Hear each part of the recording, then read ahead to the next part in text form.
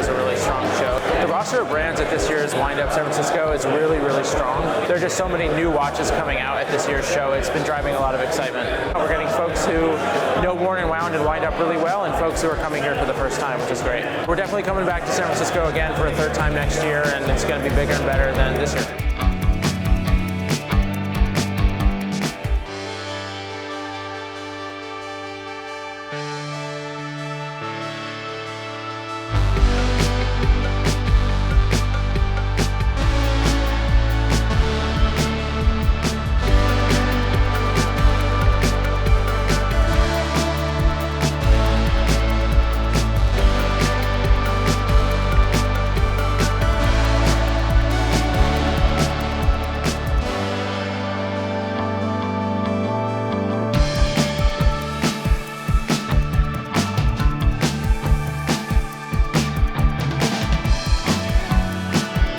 The crowd has been incredibly warm, welcoming, and they've been really open to the idea and the concept of StockX. We've been kind of nonstop engaging with customers every day of the show. It's been fantastic.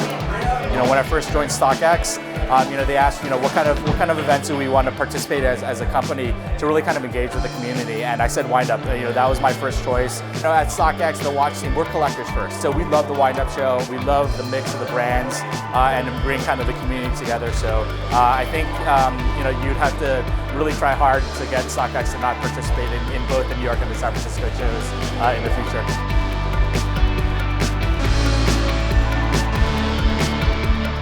It's been great. I think the crowd has been bigger than last year. Great energy, great community.